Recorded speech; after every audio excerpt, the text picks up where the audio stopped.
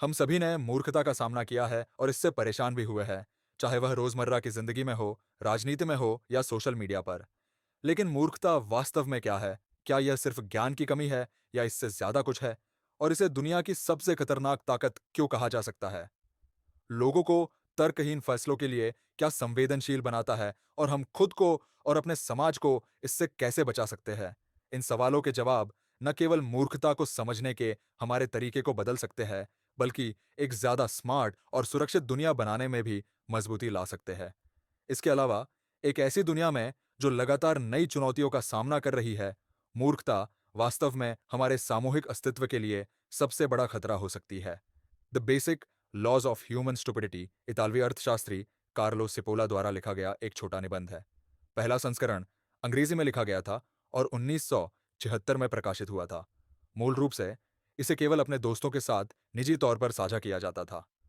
इसका कारण यह था कि पुस्तक को एक तरह के मजाक के तौर पर लिखा गया था, जिसमें कुछ गंभीर विषयों को इस तरह से संबोधित किया गया था कि उन्हें बहुत गंभीरता से नहीं लिया जाना चाहिए। ऐसे विवादास्पद विषय से निपटकर वह एक दिलचस्प सिद्धांत लेकर आए, जिसने उन्हें अविश्वसनीय सफलता दिलाई। निबंध न केवल आधिकारिक रूप से प्रकाशित हुआ, बल्कि कई भाषाओं में अनुवादित और दुनिया भर में वितरित किया गया। आज यह मानव मूर्खता के विवादास्पद विषय पर एक मील का पत्थर दर्शाता है। जबकि हम अक्सर सोचते हैं कि मूर्खता केवल ज्ञान या बुद्धि की कमी है, सिपोला का तर्क है कि इसके मौलिक नियम और पूर्वानुमानित कारण है, जो अन्य विशेषताओं से स्वतंत्र है। वह यह भी सुझाव देते हैं कि मानव मूर्खता स्पष्ट गणितीय पैटर्न का पालन करती है, जिससे लोग ऐसे निर्णय लेते हैं जो सामान्य ज्ञान और स्वार्थ के विरुद्ध होते हैं। इसके अतिरिक्त सिपोला चेतावनी देते हैं कि एक मूर्ख व्यक्ति कितना नुकसान पहुंचा सकता है, यह इस बात पर निर्भर करता है कि उनमें कितनी मूर्खता है और वे समाज में कितने शक्तिशाली है। नौकरशाहों, जनरलों और राजनेताओं के बीच मौलिक रूप से मूर्ख व्यक्तियों के उदाहरण ढूंढना आसान है, जिनके नुकसान की संभावना उनके पास मौजूद शक्ति की स्थिति से भयावह रूप से बढ़ जाती है।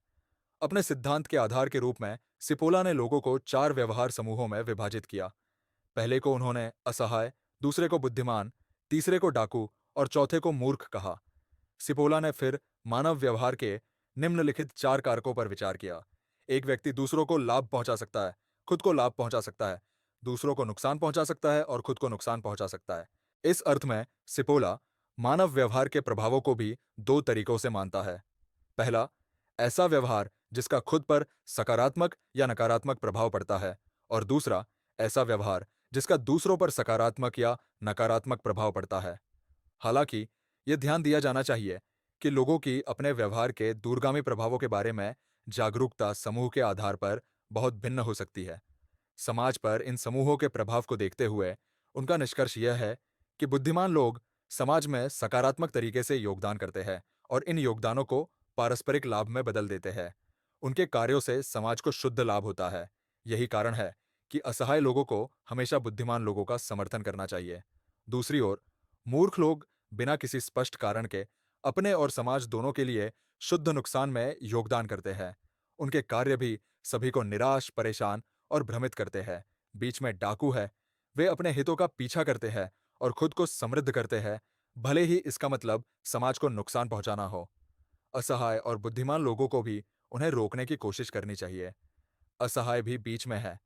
हालांकि वे समाज में सकारात्मक योगदान देते हैं, लेकिन उनकी भोली-भाली प्रकृति के कारण उनका आसानी से शोषण किया जा सकता है।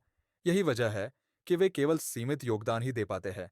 यह शोषण विशेष रूप से डाकुओं के माध्यम से होता है। बीच में अप्रभावी लोग भी होते हैं।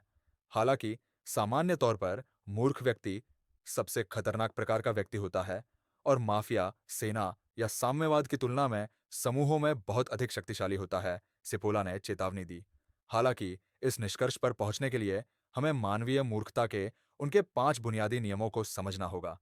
तो आइए अब मानवीय मूर्खता के 5 बुनियादी नियमों पर नजर डालें। नियम संख्या 1, हर कोई हमेशा और अनिवार्य रूप से प्रचलन में मौजूद मूर्ख व्यक्तियों की संख्या को कम करके आंकता है। इसके द्वारा सिपोला का मतलब है कि लोग हर समय यह मान लेते हैं कि जो लोग मूर्खतापूर्ण तरीके से सोचते या काम करते हैं, वे आम आबादी के भीतर एक छोटा सा हाशिए का समूह होना चाहिए। हम मानते हैं कि अगर बड़ी संख्या में लोग ज्यादातर समय तर्क संगत तरीके से व्यवहार नहीं करते हैं, तो समाज अलग तरह से काम नहीं कर सकता। लेकिन जैसा कि सिपोला बताते हैं, यह धारणा कम करके आंकती है कि कितने मूर्ख लोग हैं और आबादी का कितना बड़ा हिस्सा मूर्खतापूर्ण काम करने और सोचने के लिए तैयार है। नियम संख्या 2। किसी व्यक्ति के मूर्ख होने की संभावना उस व्यक्ति की अन्य सभी विशेषताओं से स्वतंत्र है। सिपोला मूर्खता को एक मानवीय विशेषता मानते हैं, जैसे सुनहरे बाल या काली आंखें। शिक्षा, धन या स्थिति का इससे कोई लेना देना नहीं है। नतीजतन ये सभी सामाजिक वर्गों में लगभग समान रूप से वितरित किया जा सकता है। इसका मतलब यह है कि चाहे कोई व्यक्ति धन में रहे या गरीबी में, सभी को हमेशा मूर्ख लोगों के समान प्रतिशत से निपटना होगा। इसका अर्थ यह है कि मनुष्य को मूर्खता से निपटना ही पड़ता है। इसके अलावा सिपोला कहते हैं, इससे बचने के लिए कोई सुरक्षित स्थान या समाधान नहीं है। आप केवल यही कर सकते हैं कि इसे स्वीकार करें और अपने जीवन के बाकी हिस्सों के लिए इसके साथ रहे। इसके अलावा यह एक रिवर्स हेलो प्रभाव है। मूल हेलो प्रभाव को मनोविज्ञान में हमारी प्रवृत्ति के रूप में परिभाषित किया गया है, एक एकल अवलोकन योग्य सकारात्मक विशेषता की उपस्थिति में किसी व्यक्ति के अन्य सभी गुणों को सकारात्मक मानने के लिए। इसका मतलब है कि हम ऐसा व्यवहार करते हैं जैसे कि कोई व्यक्ति जो लंबा या अधिक सुंदर है, वह भी अधिक बुद्धिमान है। हालांकि एक व्यक्ति के पास वास्तव में उच्च आईक्यू, महान सामाजिक बुद्धिमत्ता और उच्च सड़क बुद्धिमत्ता हो सकती है, लेकिन फिर भी वह मूर्ख हो सकता है। नियम संख्या 3। एक मूर्ख व्यक्ति वह होता है जो किसी अन्य व्यक्ति या समूह को नुकसान पहुंचाता है, जबकि वे स्वयं इससे लाभ नहीं उठाते हैं और उन्हें नुकसान भी हो सकता है। ऐसा नहीं है कि वे बुरे हैं, वे बस अपने कार्यों के प्रभाव को व्यापक संदर्भ में देखने में असमर्थ है। इस अर्थ में सिपोला के अनुसार ऐसे लोग हैं जिनके अतार्किक कार्य न केवल समाज को बल्कि खुद को भी नुकसान पहुंचाते हैं। नियम संख्या 4। गैर मूर्ख लोग हमेशा मूर्ख लोगों की हानिकारक शक्ति को कम आंकते हैं। खास तौर पर गैर मूर्ख लोग हमेशा यह भूल जाते हैं कि किसी भी समय, किसी भी जगह और किसी भी परिस्थिति में बेवकूफ लोगों के साथ जुड़ना या खुद को घेरना एक महंगी गलती है। इस नियम को स्पष्ट करने के लिए कार्लो सिपोला ने कहा कि बेवकूफ लोग बहुत खतरनाक होते हैं, क्योंकि समझदार लोगों के लिए बेवकूफ व्यवहार की कल्पना करना और समझना मुश्किल होता है। इस अर्थ में बेवकूफ लोगों के हमले हमेशा बुद्धिमान लोगों को चौंकाते हैं। इससे तर्कसंगत बचाव खोजना और भी मुश्किल हो जाता है। दूसरी ओर, यह बहुत कम काम का होगा, क्योंकि तर्क का उपयोग करके अतार्किक कार्यों को नहीं समझा जा सकता है। इसलिए यदि आप उनकी शक्ति को कम आंकते हैं, तो आप कमजोर हैं और हमेशा बेवकूफ लोगों की अप्रत्याशितता की दया पर हैं। उन्हें यह भी विश्वास था कि बुद्धिमान लोग सोचते हैं कि बेवकूफ केवल खुद को नुकसान पहुंचा सकते हैं। हालांकि ये एक बड़ी गलती है जो समझदार लोगों को अजेय महसूस कराती है और खतरनाक रूप से उनकी सुरक्षा कम कर देती है। नियम संख्या 5। एक बेवकूफ व्यक्ति सबसे खतरनाक किस्म का व्यक्ति होता है, यहां तक कि एक डाकू से भी ज्यादा खतरनाक। वास्तव में सामान्य ज्ञान हमें बताता है कि बुद्धिमान लोग, चाहे वे कितने भी शत्रुतापूर्ण क्यों ना हो, पूर्वानुमानित होते हैं। दूसरी ओर बेवकूफ लोग नहीं होते। ये अंतर बेवकूफ लोगों को बुद्धिमान लोगों की तुलना में अविश्वसनीय रूप से डरावना बनाता है। अगर तुम्हें अब तक ये वीडियो उपयोगी लगा है, तो मैं तुम्हारे समर्थन की सराहना करूंगा अगर तुम चैनल को सब्सक्राइब करो और इस वीडियो को लाइक करो। तुम्हारा इनपुट मायने रखता है, इसलिए नीचे कमेंट सेक्शन में अपने विचार जरूर बताओ या वो टॉपिक सुझाओ जो तुम्हें दिलचस्प लगते हैं। लेकिन हम अभी खत्म नहीं हुए हैं। चलो आगे बढ़ते हैं। अब हमारे पास उत्तर देने के लिए दो अंतिम प्रश्न हैं। पहला सवाल है, हम बेवकूफ लोगों से इतनी नफरत क्यों करते हैं? इस प्रश्न का उत्तर निम्नलिखित के साथ दिया जा सकता है। हम बेवकूफ लोगों के साथ अपनी बातचीत और समूहों पर उनके प्रभावों को सामाजिक या नैतिक विचारों के समान श्रेणी में रख सकते हैं, जो इंसुला नामक मस्तिष्क क्षेत्र को सक्रिय करते हैं।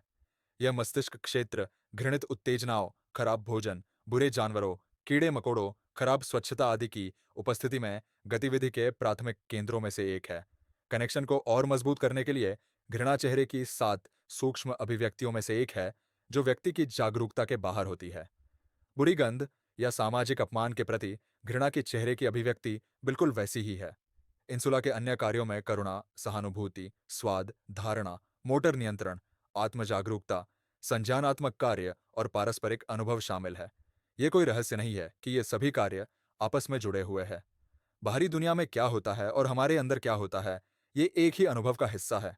मानव मस्तिष्क खतरे के स्तर के अनुसार चीजों पर प्रतिक्रिया करता है। मूर्खता कभी कभी कम दिखाई दे सकती है, लेकिन यह एक बड़ा खतरा है। कोई आश्चर्य नहीं कि जब यह खुद को प्रकट करती है, तो हम इस पर इतनी नकारात्मक प्रतिक्रिया करते हैं। यह हमारे शरीर का खुद को बचाने का तरीका है। यह एक विकासवादी अनुकूलन है।